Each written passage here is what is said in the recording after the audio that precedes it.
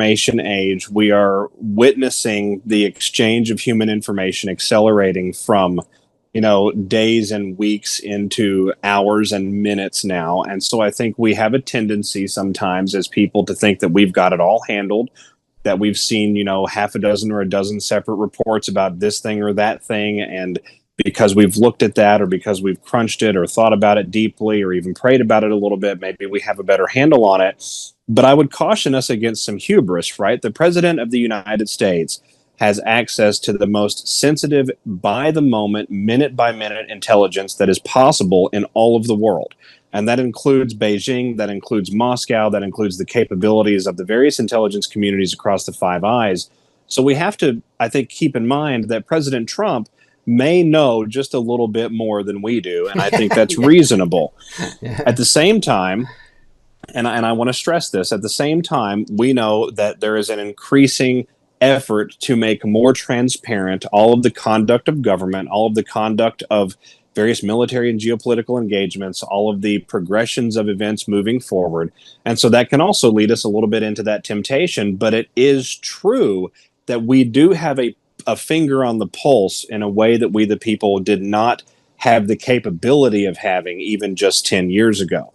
And so we really have to sort of balance those two so that we have a nice sharp sword that's not overly sharpened or, leaning in one way or another. With what's going on in Iran, if I can be so brash, I think that President Trump is crashing the petrodollar completely. Mm-hmm. I think that this entire operation is going to fundamentally reshape worldwide energy markets. I think it is absolutely decimating the transaction of any type of oil, crude, or natural gas or petroleum derivative in U.S. dollars. And that remains the last major obstacle to revaluing the dollar itself. And so as we look at what's happening right now, are we eliminating terrorism? Absolutely. Are we securing the Middle East and the world by extension? Absolutely. We know that Iran has hidden, for a very long time, hidden their missile capabilities. We have now forced them to show the world what those capabilities actually are. I think we should also keep in mind that, President Trump has continued to say Iran cannot have a nuclear weapon. I would be in the camp, Rick, to say that Iran achieved a nuclear weapon over 10 years ago, and that achievement occurred in the northeastern Syrian desert, not even inside of the territorial borders of Iran. And so we've eliminated the delivery systems now for any of that particular research. We struck underneath Fordo Mountain last year. Fordo is only one of 3 major nuclear sites that we know Iran conducts nuclear research and enrichment activities inside the country. Karg Island is actually another one. It's in the news for a great deal of oil and crude and things of that nature. Right. But Karg Island has a secret research facility on it as well. So as we look at that, all of that is, of course, happening. This is not, fodder or theater or things that are being made up to mislead or misdirect the public, but there is simply so much more to the equation. We're talking about the reshaping of ownership of the Strait of Hormuz. We're talking about rebalancing the geopolitical power and control of the Arabian Gulf. And at the same time, we can bring in sort of the spiritual lens on this, or sort of the bloodline lens, if you will. There are some axes to grind that have existed for a long, long time in the Arab world between various Sunni nations and the ancestral Persian Empire. And so we're seeing those axes brought forth. We're seeing amplification of some of those disagreements now in the public fold. We're seeing the military capabilities of everyone brought to bear. I'm expecting Turkey to end up involved in this conflict before it's over, simply because of the land routes that come out of northwestern Iran across Azerbaijan, Armenia, and then they utilize part of the Turkish corridor headed towards southeastern Europe. So this is an incredible time to be alive. And President Trump, for lack of a better expression, is forcing the hands of everyone at the table. And what that does is it calls everyone's bluff all at once and makes everybody show their cards. And going forward from this process, I think that you're seeing the orientation set up for a much more transparent and much more honest definition of geopolitical power in that area, but also the conduct and the exchange, the transactional behavior, if you will, of all of the energy resources that flow into and out of the Middle East. And that starts getting into geopolitics in China, geopolitics in Japan, geopolitics in Russia, and geopolitics in Africa. So this is an incredible time, really, to be watching this unfold. I am not a fan or an endorsee of military adventurism. I think we have a strong track record of failure in that regard. But I do not characterize what's going on as militarily adventurous. I characterize it as clearly defined with a focused objective, but those objectives are not always being telegraphed, even in the press conferences that Secretary Hegseth and President Trump are giving right here, right now. Yeah, I just think it's so amazing if you just go back to the brilliance of the Abrams Accords, the Board of Peace, and to see that NATO and the EU is not even involved, yet all the Arab nations are now against Iran, right? Is that not a huge achievement in itself? It is a massive achievement because it does a couple of different things. It brings forward some of those axes to grind that we talked about a moment ago. And there has been multiple instances throughout history over the last 1,500 years where the post-ancient Persian Empire has really caused some havoc in that area of the world. At the same time, we have seen the intelligence community over the last 85 to 100 years gain an exorbitant and disproportionate amount of control and influence over a number of those nations, including Tehran, and even up until 2017-18, including Saudi Arabia as well. We still have that problem, that infestation, if you will, going on inside of Ankara. And so what's happening right now is not only the galvanization of regional alliances in a way where the peoples of those nations are having their voices heard with respect to geopolitics, perhaps for the first time in a century, but we're seeing the exposure of the shadow orchestra, of the shadow orchestra, of the architecture in the background that has manipulated the behavior of those Arab nations, including Egypt, to some degree, including Tel Aviv, certainly including Turkey, certainly including Saudi Arabia, again, up until the first Trump presidency. And those are being dragged out into the fore. For example, Bahrain recently apprehended yet another false flag terrorist cell. That particular cell tied back to Turkish intelligence. It wasn't CIA and it wasn't Israeli Mossad. And those are the sort of favorites, if you will, for everyone to blame inside of the Western world ecosystem. But we have to keep in mind the intelligence community has many different heads on that hydra. Everyone that's involved with those particular activities has something to gain and something to lose. And they all participate collectively in the background while putting on the same pomp and circumstance theater in the foreground that people see from the Republican and Democrat Party here in the United States of America. They all go and have dinner with each other. They exchange niceties on back channels, but then forward facing towards the general public, they're this way or they're that way, or, whatever. They're against this component or they're for that component. That is being shown out now to simply have not been the case. Similar apprehension operations have occurred inside of Riyadh. We know that Doha had an apprehension operation about 2.5 weeks ago that apprehended agents of both the Israeli Mossad and the IRGC in the exact same arrests. This was the exact same operation that busted individuals that were there on the ground who were pretending to be basically ordinary Qatari individuals. They had jobs, they had livelihoods that they had carved out, but these were carve out, cut out livelihoods, hiding the greater purpose of why they were there. These individuals, these background entities now are no longer safe, and it's causing a galvanization in the region of we the people, if you will, of these Arab nations, including the we the people inside of Tehran inside of Iran, who could not be happier to see the regime absolutely obliterated. Yeah, I don't think I've ever seen anything like this where you have the people of the country celebrating the destruction of their country, right? Or at least the leaders, right? So it is. It's absolutely incredible, and I think that serves to show us the amount of manipulation that exists inside of the media ecosystem on our end of the world. We would assume, based on reporting from the worldwide press in the United States, that the Iranian people have basically been humming along, going along to get along without a whole lot of discontent to be found. And that is simply not true. They have lived under a truly brutal theocratic monarchy for a long time. It's not even a monarchy, it's a concentrated autocracy that exists there inside of Tehran.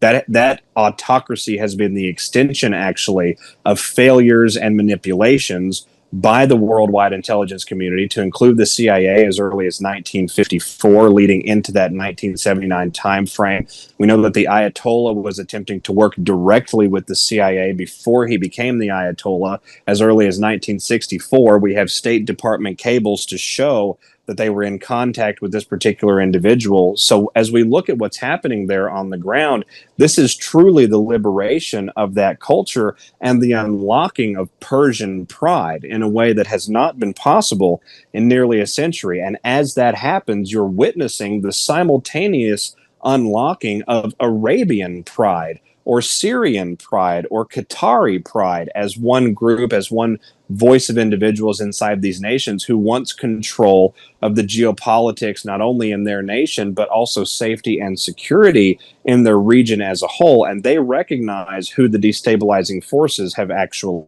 been. Wow. Could you talk a little bit more about what you talked about, the Sunni axis to grind? Because there's also the Shiite issue as well, because there's always a battle between those, right? Would you mind just digging into a little bit more on that? Well, I'd be happy to. And I want to disclaim it by saying that I'm not an Arab scholar of any Right. kind, and this comes from a more amateur lens, but I try to be a little well read. We know that the Sunnis and the Shiites have a pretty fundamentally different interpretation of how their Messiah enters into the world at the end of the age. Right. The extremists inside of Shiism have essentially adopted the landscape, the idea, and have tried to craft the landscape to reflect this idea that no matter what is deployed, even up to and including extermination of their own people and of their own Sunni Arab brothers, they are sort of the favorite, if you will, for when that messianic age comes.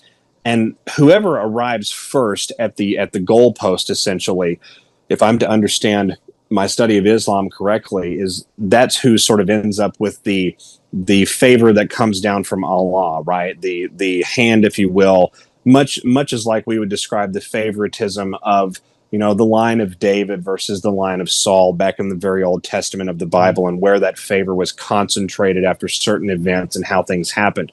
And so again, speaking as an amateur without getting into some of the details of it, you have a very extreme component of Shia Islam that has been essentially waging a soft war of passive aggression against all of their Sunni brothers across the region for over 400 years now. Mm-hmm. And as you look at the destabilizing effects that have happened just in the last 80 years, you can see how that opportunity, how that dynamic, that dichotomy in the Arab Middle East would have been a veritable treasure trove for the Luciferian intelligence community of the West, how they could go in and manipulate those particular components and aspects, take advantage of resource control, weaponize one group against another, quite literally sometimes brother against brother, keeping them divided and weak so that we could move in. We, the intelligence community, the Luciferian occultists of the West, the bankers of the West, could move in and take control of the main components of those nations. And we did so very, very successfully beginning around the year 1900. So looking at what we have now, you have some reconciliation inside of the Islamic world that has to occur here. There's sort of the concept of, a couple of teenagers that have been in competition with one another since their early days. And as they prepare to march forth into fully matured adulthood, we have to have some blows. We have to have some sort of a contest that comes where one side or both sides proclaims their true honesty, their true intentions, and their true feelings towards the other one. And we will see if they remain brothers on the other side of that conflict or not. That is how I would characterize what's happening in the Middle East right now, and it's only getting started. Pakistan will likely involve themselves in this conflict before it's over because they have a great deal to lose if Iran goes full belly up with the Western world and the removal of certain components of their government and institutions that have been feeding Pakistan not only dark money, but secret research capabilities that Iran heisted mainly from North Korea or from China. So I think it's very likely we see Turkey involved in this scenario as well because of the destabilization that's going to come to the Syrian countryside. There's a lot of Iranian aligned facilities and aligned factions, and I mean institutional factions and separate factions that exist purely of their own accord, that have taken up refuge in the Syrian desert and have been utilizing the Syrian desert as basically a big sand pit to hide from justice, accountability, and exposure from the rest of the world. And some of that's going to have to be brought to light. And I can only see the Turkish army doing that, maybe in coalition with some of the military defense forces of Iraq. So what's happening right now in that area, it's spiritual in nature, it's ancestral in nature, but it's also exposing these modern world manipulations that really only got started in the last 100 to 120 years, but they shouldn't be discounted for their severity. The Luciferian bankers got control of Saudi Arabia in the 1920s and 30s. That control was exported to the rest of the Levant through the 40s and the 50s. We saw Turkey enter NATO in mid to late 20th century. We saw the Ayatollah come to power after a multi-angular CIA operation that had been going on inside of Tehran for over 8 years at the time, culminating in 1978, 1979. And all of that is now being dragged out as well and shown to the people. Here's what actually happened, and here's who your so-called rulers are actually in the service of. They're not even in the service of our one God, Allah. They're in the service of this community or that corporation or this Western-aligned financial interest. So there's a lot of angles that play into this. But ultimately, it's going to be the opportunity, in my opinion, of a lifetime for the entirety of the Arab world, as they not only get to have an honest conversation with one another, but they get to take the thumbs off of the scales that had been existing, or inputted onto those scales from Europe, mainly Europe and North America, over the last 100 years. Yeah, and the Promethean Action's done some really good stuff talking about the evil Bank of England, right? And coming back to almost, I think that's part of this Luciferian bankers that you're talking about, Western bankers, right?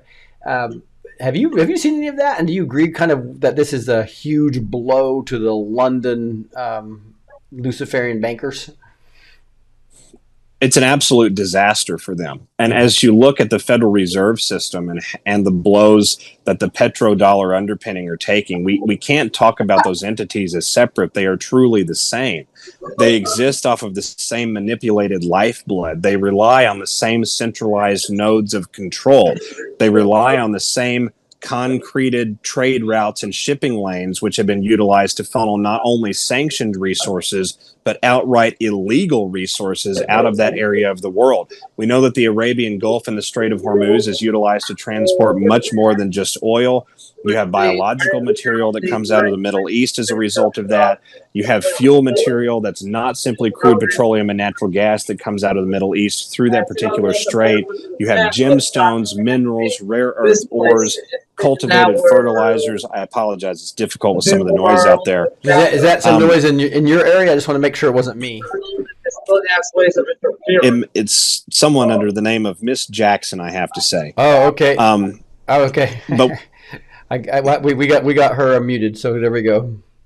But with respect to all of that, the Strait of Hormuz is just one example. It's really probably the focal point of this. The Red Sea is the other focal point that we need to talk about. You have Iranian-aligned factions that have been in control of Yemen for a long time. Some of those factions have a deep amount of influence inside of Oman. And so as we look at what's happening, and that doesn't even include Egypt. Egypt is sort of a wild card here where they have a heavy presence of quote-unquote Muslim Brotherhood influence. And that particular group has been known to align itself with whoever happens to be winning during any particular conflict in that area of the world. So as we look at potentially what could come to the Suez Canal as a result of this, what's already happening in the Strait of Hormuz, this is a catastrophe.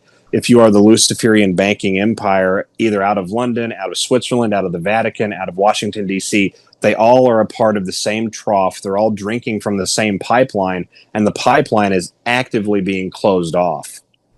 Wow. And so so you almost agree with a lot of what the Promethean Action's been talking about. They think their analysis has been pretty solid. I'm not sure if you've heard much of that.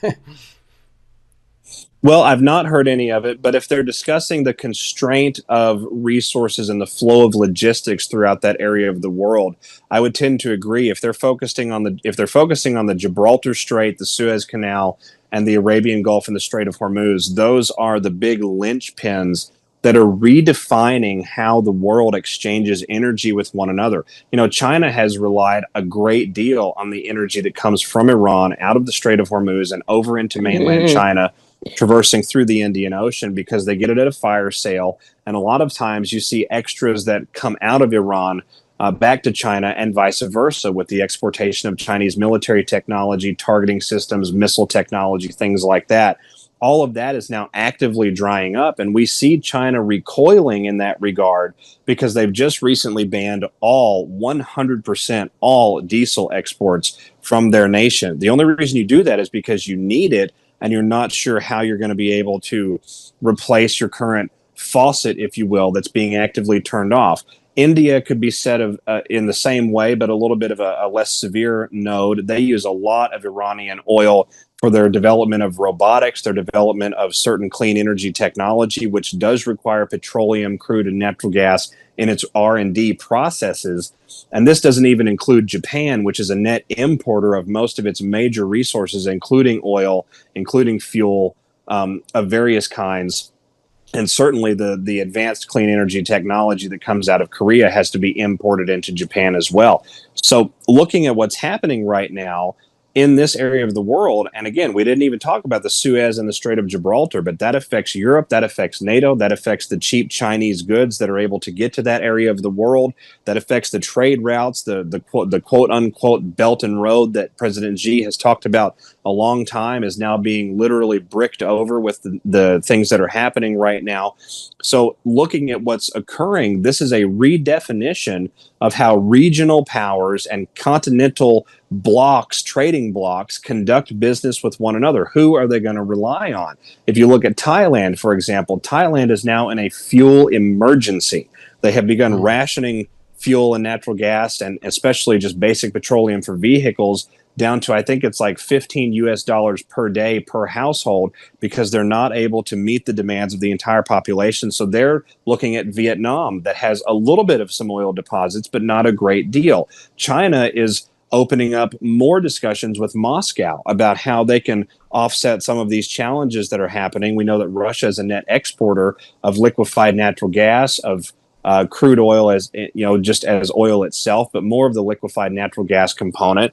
And we know that the infrastructure and the framework for bilateral trade was already built between those nations over the last 3 to 4 years. Now that framework is being tested. You're seeing Japan just recently very cozy with Washington, D.C., trying to iron out more exchange back and forth across trading blocks with that arena of the world. We know that there's a lot of manufacturing exchange that exists between Tokyo and our country.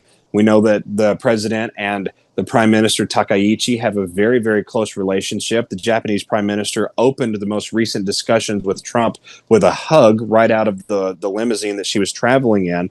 That's not a small gesture from a Japanese Prime Minister. This comes from a culture that is extremely ingratiated in how they express with one another, how they bodily show one another either their appreciation or their disdain. So that should not be undercut as how we would view hugs in the West. That's a big deal coming from a Japanese individual of government. And so looking at what's happening right now, and this doesn't even get into Europe. We could spend 30 minutes just talking about how Europe is going to restructure itself. Right. But looking at what's happening, you are seeing the forced redefinition of these markets, which will inevitably roll over into finance markets, into commodities markets worldwide, and ultimately into currency markets. And the other thing that it does is it takes the higgledy-piggledy out of the system with respect to the trading of Iranian currency or North Korean currency or the Chinese yuan or the Russian ruble or the Indian rupee on the world stage, right? It forces more honesty,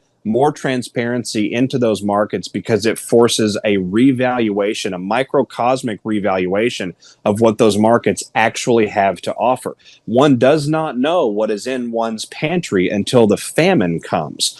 And so as we look at what's happening right now, that is the ultimate discussion that these nations are having amongst one another, if it can be handled delicately and deliberately as we go forward, I think that we can create a great deal of good without a great deal of suffering. But we should not discount the fact that it's going to be a little uncomfortable for a short time as these nations are forced to recalibrate how they've been doing business with one another. Yeah, it reminds me a little bit of, Kim Clement has a prophecy out there talking about how there's just going to be this new energy that comes to the U.S. and to Israel. And it just makes me, wow, would that be a time to this new energy to actually be unleashed? I think you believe that as well, that there is hidden technologies out there that could get us not so dependent on oil. Do you see that potentially playing out here at all? Well, I do see that as sort of the meat and potatoes of the issue as we go forward, right? We have to transition logically from one system into another. That transition takes time. We didn't go straight from agrarian into steam culture, for example, in a period of 2 or 3 or 4 years. That took a while. We didn't go straight from steam into electricity and rocket fuel and jet engines and things like that in 3 or 4 years. And so as we look at what's happening, we've been under that transition actually since at least 2018, when President Trump signed the Quantum Act here in the United States of America. We know that in 2020, a number of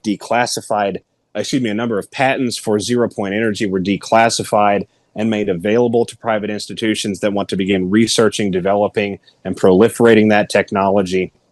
So as we go forward here, I don't think that it would take terribly long for us to begin having the discussion of how can we feed the energy demands of the old world plus the energy demands of the new world with AI, with this digital information ecosystem, with this worldwide quantum capable financial system that we're all clearly marching towards. We can see it happening through the maneuvers not only of international institutions, but also nation states in the form of legislation that's being passed into public law. And it's not just in the United States. You're seeing similar legislation passed in Italy, similar legislation making its way through parliament in Japan. We know that China is involved in the AI initiative, which will inevitably lead them into the AI and quantum capable financial space because they've got a dog in the fight with the space race. So all of this, I think, leads us into how do we have these broader discussions? How do we achieve the needs and meet the needs of our various population groups while also maintaining and preserving our national security? And that's the difficulty here, right? You still have adversarial components in all of these different nations who are working against the people and, quite frankly, working against the populist leaders inside of some of these governments. You Right. still have components of the private sector, components of the public sector that would like to take some of these discussions, take some of these needs and advances and manipulate them into this globalist technocracy that many of them have envisioned for a very long time. And so we walk a fine tightrope on how to actually do that. But the point remains, if we don't step out of the front door onto the porch and walk down the sidewalk, we're not going anywhere at all. And so that's what's occurring right now. We are walking out of the door, across the front porch, if you will, down onto the front landing and across the front area. Envision a house, if you will, for this metaphor. And just because we don't know what's going to happen with each successive step is not an excuse for us to not take that step. We have to have some amount of courage, if you will. We have to have a great deal of faith, and we have to acknowledge that we get there collectively together through conversations such as this one. I think as we go into 2026, the remainder of this year, and certainly into 2027, you're going to begin seeing the discussion of, well, what is this renewable energy thing all about? We know that the windmills don't work. We know that the green energy climate stuff is all a scam, but it makes sense that we should have some amount of renewable. We know that the Nuclear Regulatory Commission has eased restrictions on states here in the United States to begin the development of modular reactor systems that can meet the power needs of major metro areas, including Chicago, LA, Miami, New York City, Seattle, and others. We know that not just nuclear, but hydrogen fuel cells are a well understood, by this point, alternative for these types of things. All of them require oil for development and proliferation, but they do not require oil and petrol and crude endlessly. So we could see oil go from a dominant factor in the energy space to a supportive factor as the space begins to transform before our very eyes. And I don't believe that that's going to take very long, especially with the acceleration of events that we're seeing in the world right now. Wow, that's kind of exciting. I wanted to kind of flip a little bit to the U.S. because CPAC's going on right now. It's in Dallas. That's where I'm from. So I was there this morning. Seen a lot of people, the Mike Gateses of the world, and Michael Lindell's, and Sarah Carter, who's now the drug czar, right? And so there's obviously a tactic I believe of the evil cabal wanting to take Trump out, right? So to actually lose the midterms, impeach him, right? That's kind of, I think, their strategy right now. Can you kind of give us your perspective on Trump's strength at this point in time, the selection fraud that with the Venezuela stuff, and do you any predictions on are they going to be able to succeed at that? Well, I will say I doubt very highly that we would see any successful maneuvers from what I would class as our deep state opponents with respect to impeding President Trump at this point. We dealt with a lot of that obstructionist behavior during the first Trump administration, but keep in mind, we had control of a lot less of the game board at that time. Right. And we've gained a lot more control as we went through the Manchurian Biden years, as we saw what was clearly a militarily assisted operation that went on throughout those years. People debate about how much of that was directly controlled by the military or not. I think that that's sort of immaterial. What we know occurred was a transformation of power inside the Pentagon, which then causes transformation of power inside of the current administration because of who the commander-in-chief is and the lawful chain of command now being respected versus being circumvented. With the election situation specifically, I wouldn't make any hard and fast predictions except to say that if the Save America Act stalls out in Congress, is not brought forth, does not become public law, you will see presidential action with respect to securing the federal elections here in the United States. That is simply going to happen. And the way that we know that that's going to happen is because of the rhetoric, mainly not just from President Trump, but from Director of National Intelligence Tulsi Gabbard. We know going into early last year, there was a raid that was conducted by the Director of National Intelligence Office on voting machines, and specifically Dominion voting machines that were deployed in San Juan City or San Jose City, I forget the name of it, Puerto Rico, and those machines were seized and found to have multiple backdoor mechanisms into various state election systems here inside the United States. In other words, these machines were connected to each other. They were able to cross-tabulate votes, flip them on command, and those commands did not have to be initiated at the physical point of interaction. They could be done remotely. Mm-hmm. And the ODNI was able to determine that through an ongoing investigative process that was only released to the public about 6 weeks ago.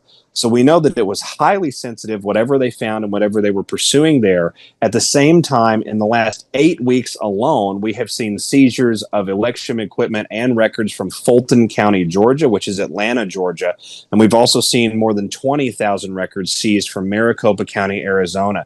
These seizures are not happening for no reason. They are building a quiver, an understructure, if you will, for a broader declaration, either through the Congress itself or through the president directly, that there is an emergent situation that's going on inside of our national elections. And it's not just, manipulation through the Postal Service or domestic manipulation by NGO organizations or 501c3s that are trying to make a quick buck. Some of this deals directly with foreign interference. Some of this deals directly with foreign assistance and support in domestic interference operations, such as those with Antifa, such as paid mules that were paid by 501c3 organizations whose largest donors were foreign billionaires that are not subject to U.S. tax law. And so as we look at the progression of events inside the election landscape, we are definitely going to have some sort of action there.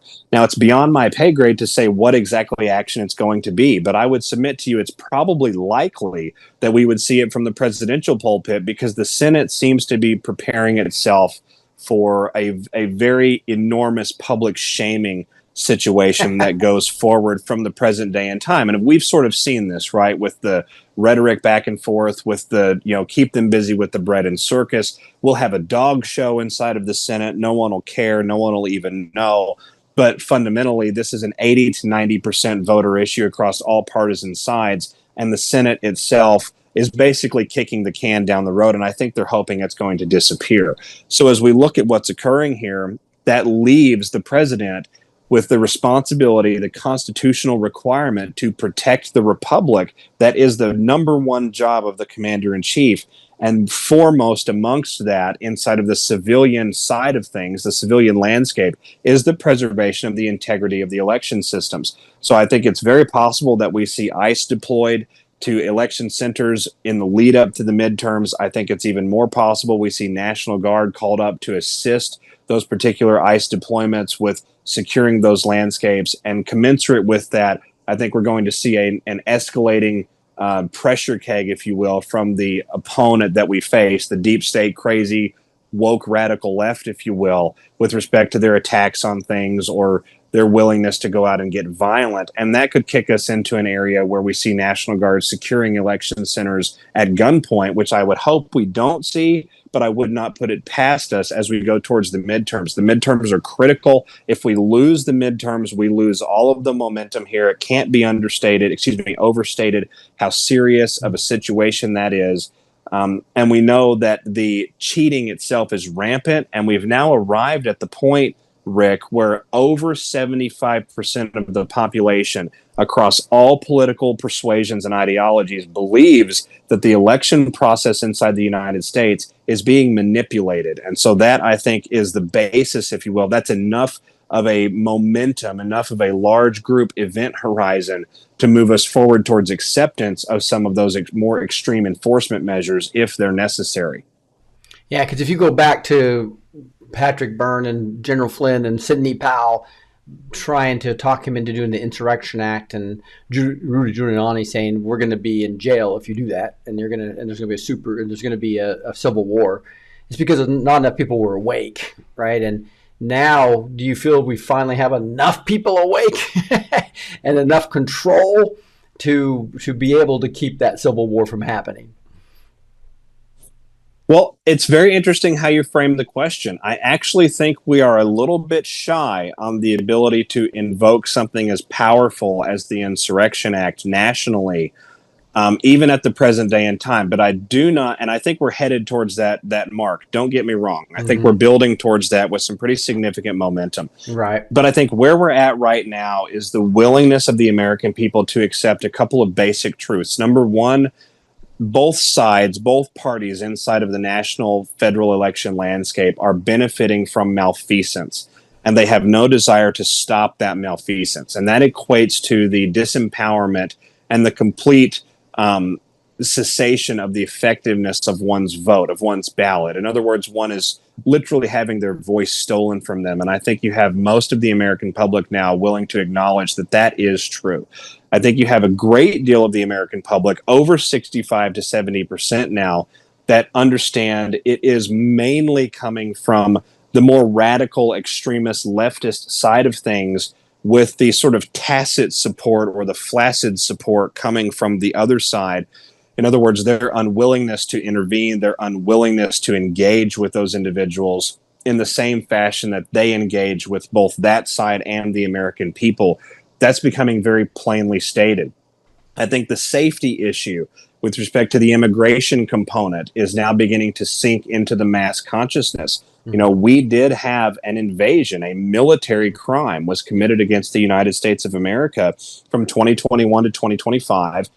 That doesn't necessarily get into the details of how that crime had been going on already for 3 decades. And maybe that's not important in this broader discussion, but people are acknowledging that certainly post 2021 towards the 2025 election landscape, we saw a travesty committed against the American people, and people are beginning to acknowledge what occurred there, and they're beginning to understand who is actually to blame for that.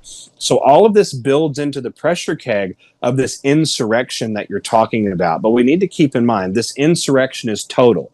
It's not just about the political class. It's not just about elections. It's about the judicial class. It's about what's happening on the benches across the entirety of the landscape. It's about what's happening on the parts of state governors who are unilaterally taking actions to raise particular taxes or particular conditions inside of their states, threatening federal law enforcement, purposefully placing state level law enforcement in an antagonistic or adversarial orientation towards federal law enforcement with the intent to disempower or thwart what's coming down from the federal law enforcement component. You have it across the political class and the general assemblies of many states.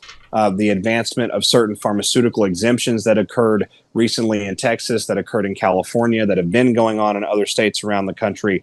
When you look at those things, people are, I think, not quite there yet with understanding how aligned and coordinated it all really is, but they're well on their way. And so as we look at what happens throughout the rest of this year, we could very well see the appetite for, for overarching and extreme presidential authority to return the republic to a fair footing, a stabilized footing basis, begin to grow and really groundswell into the summer towards that 250 birthday. I would say by the time we get to the fall and Christmas season of this year, that appetite is going to be at a fever pitch if we've not seen those measures employed by that particular point. And that doesn't even begin to include the ideas of, potential civilization pausing events like a massive terroristic attack or a coordinated hostage situation that begins to reveal itself inside of the American landscape. These are wild cards that are hard to forecast,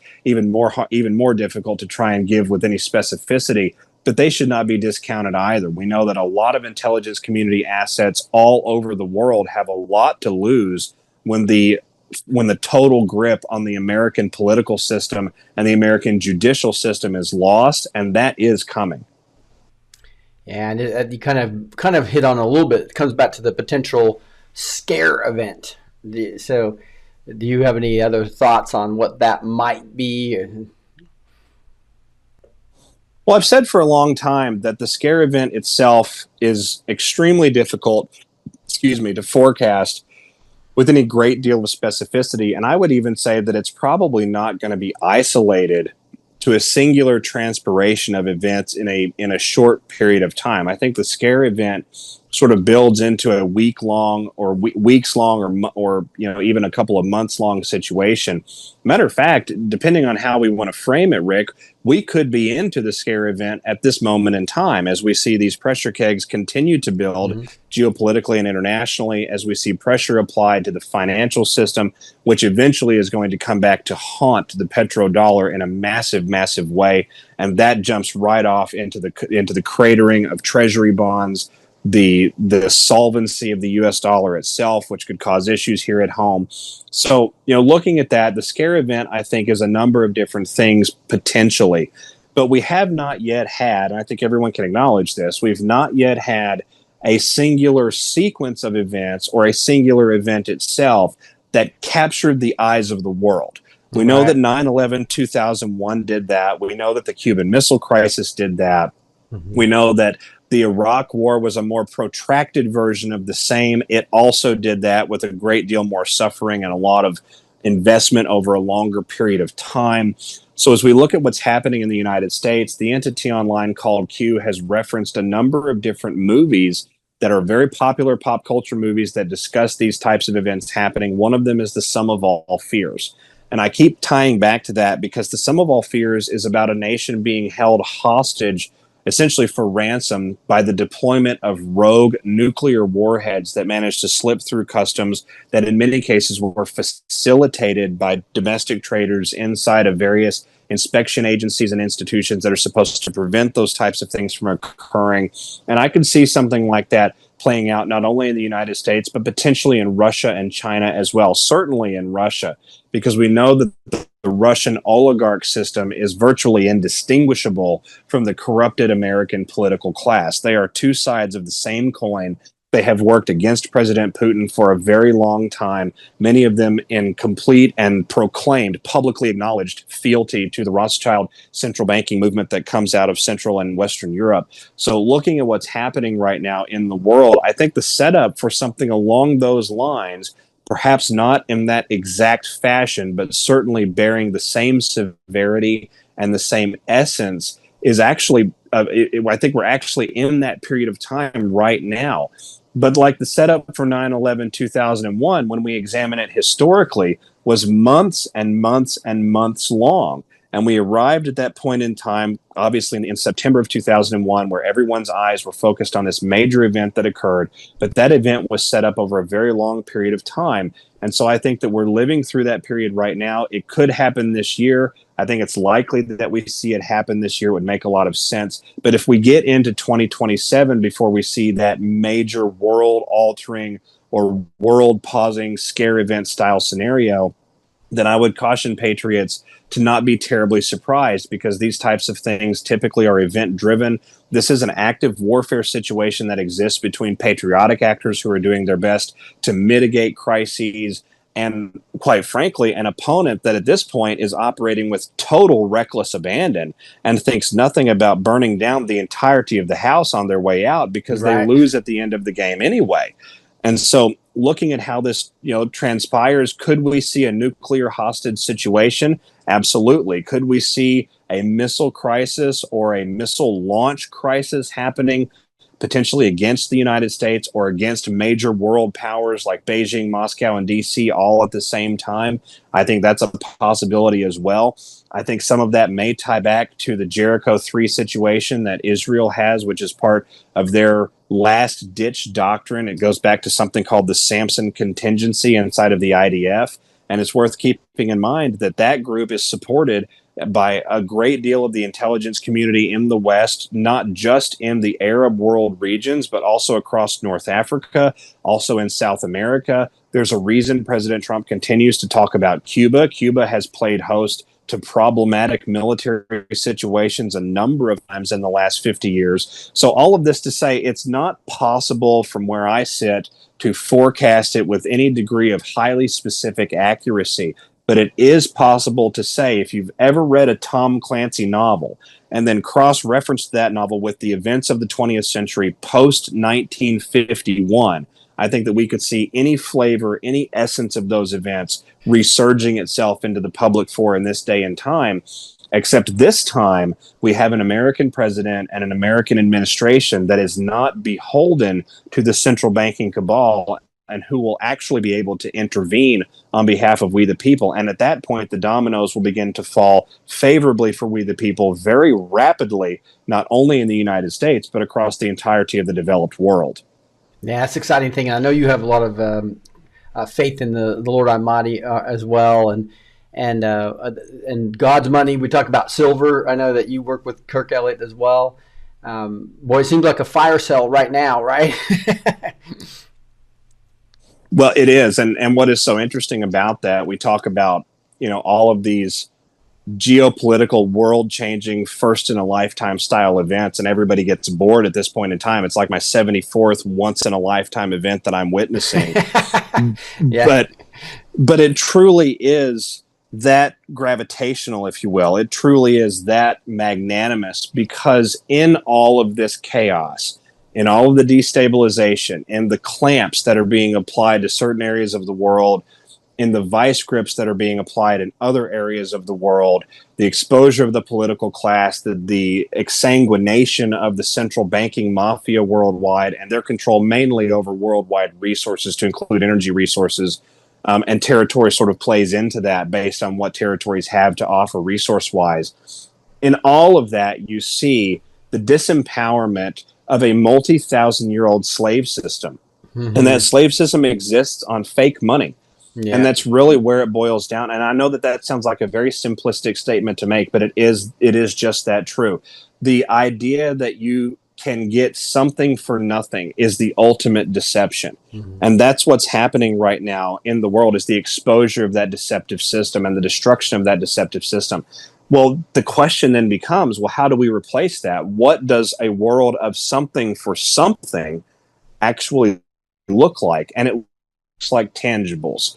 It looks like things that have inherent value, that have been known to be employed by the biblical kingdoms of old, all of the way up to recent history in the 16, 17, and 1800s. We know that the founding fathers defined money as a fixed weight of gold or silver. We know that President Kennedy had directed the Federal Reserve to mint a separate US dollar based on a fixed weight of silver only 4 months before he was murdered in front of the entirety of the planet. So looking at what's happening right now, silver, gold, copper, palladium, the entirety of the commodities index is going through what I would characterize as a birth canal phase.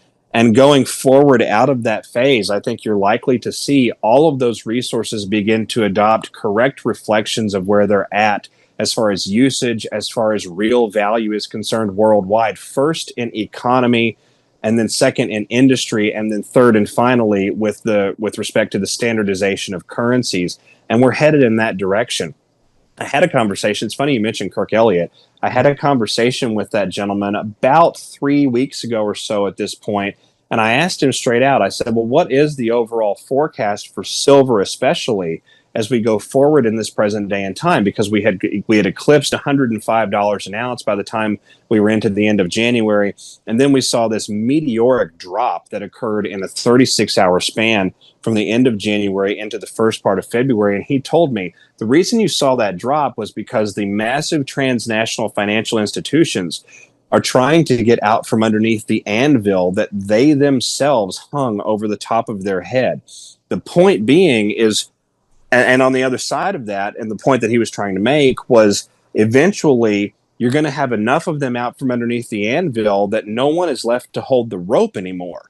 And so someone is going to get hit with the anvil, if it's not a couple of someone's, and the rest will plug along and attempt to recover themselves as best they can based on the closing out of short positions that they've taken. Deutsche Bank, for example, closed out of 100% of all of its short positions against silver in the month of February. In one 30-day span, one of the largest banks in Europe closed all bets against silver because they were that worried that they were going to get crushed if they didn't.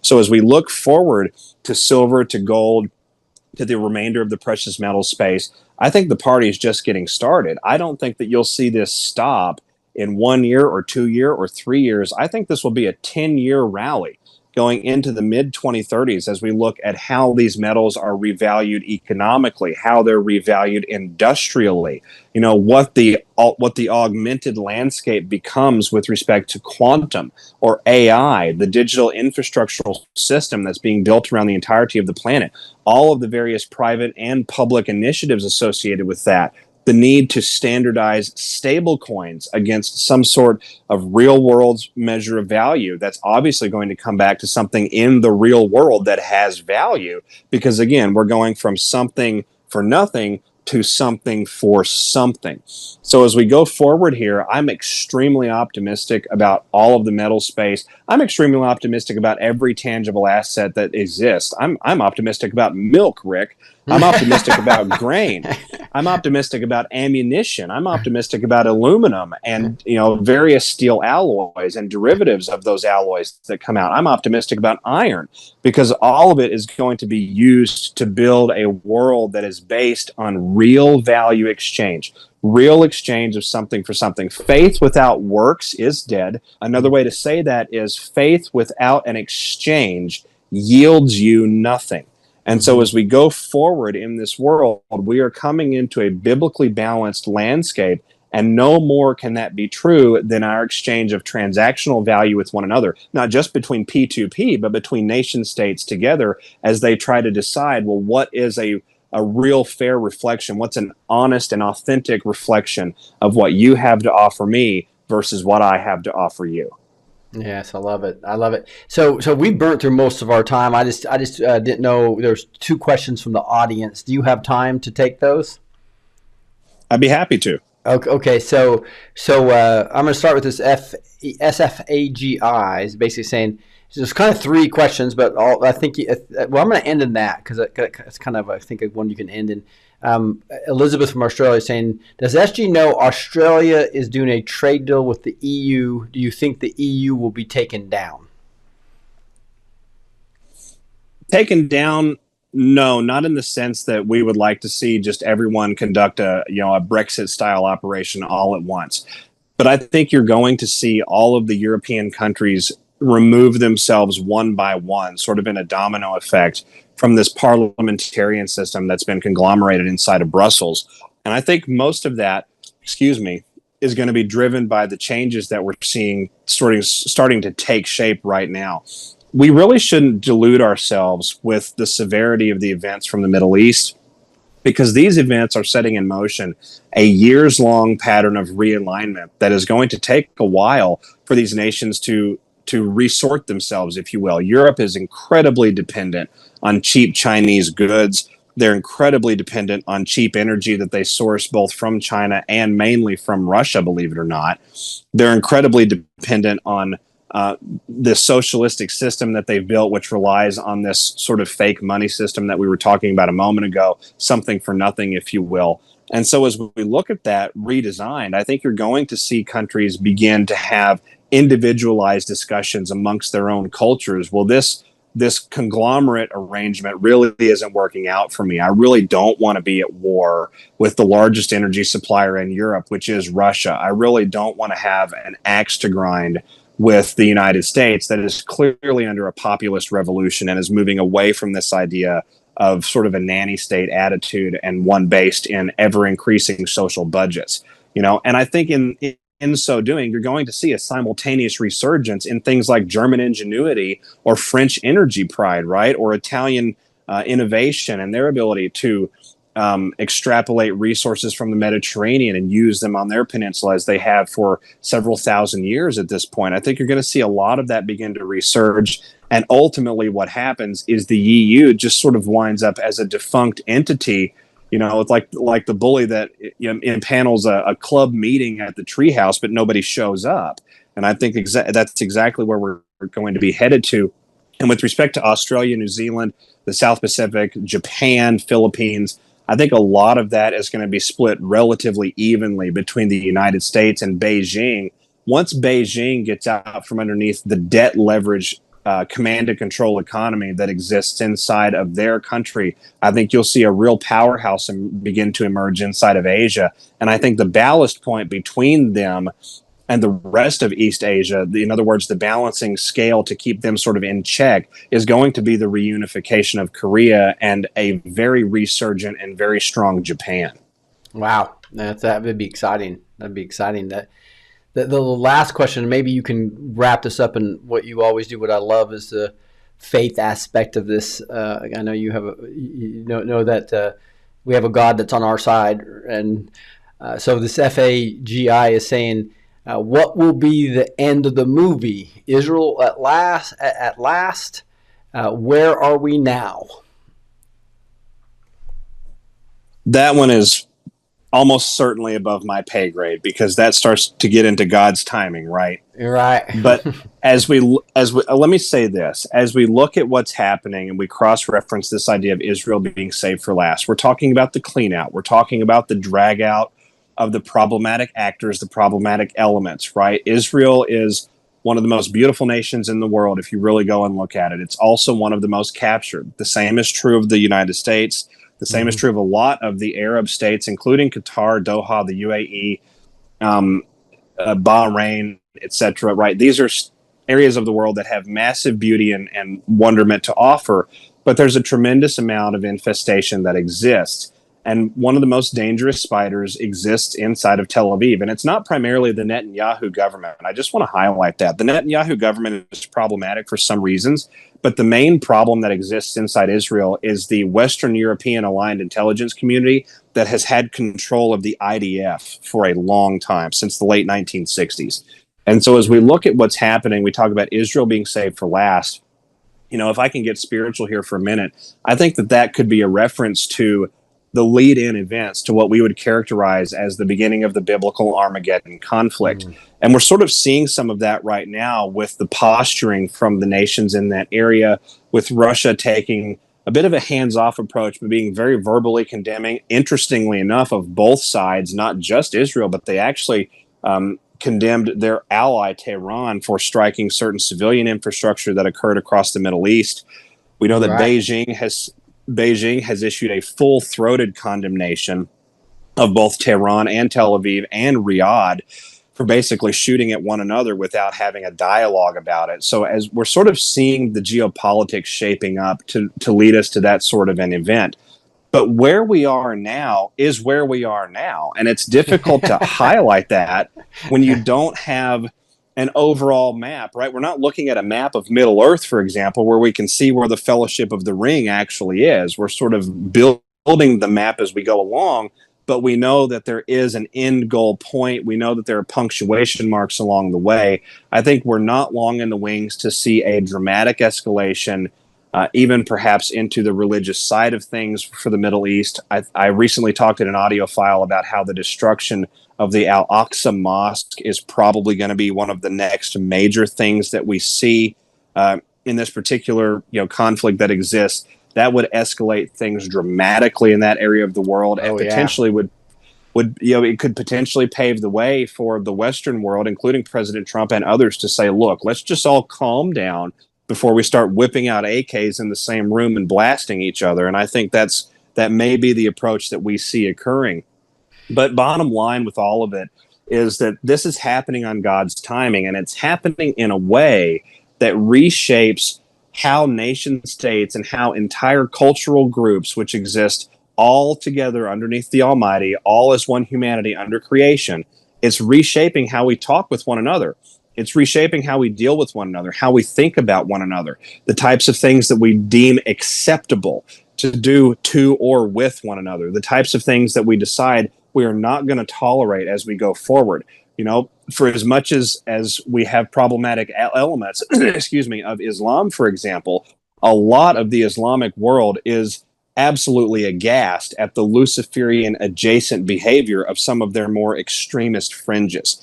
The same is absolutely true inside the Judeo-Christian West, right? The same is absolutely true inside of the Orthodox Church that is mostly concentrated in Eastern Europe and in Russia. And the same is actually true as well of a lot of the traditional Chinese and East Asian cultural spiritual lenses when they look at the fringe activities undertaken by various transnational gangs that have been acting under philosophical ideation with one another, to include the triads, to include the gang from the main gang coming out of Japan. I can't remember the name of it, but it starts with an A. So looking at what's happening right now, this is reshaping how humanity conducts itself. This is literally a moment where we decide, are we going to behave as the one true God would ask us to behave? Or are we going to behave in our sinful fallen nature? We are so free. We're given such an element of free will in this world that we can choose to act in accord with our own destruction rather than our own expansion and our own benefit. And I think that's the ultimate question that we're being asked as a civilization here. And it's going to get a little bit more escalated before it gets better. But in so doing, we have great clarity from all adjacent schools of thought, from all major player cultures that are involved in these discussions. We have much more clarity about what we deem as acceptable and prudent and tolerant in the world versus what we deem as completely abhorrent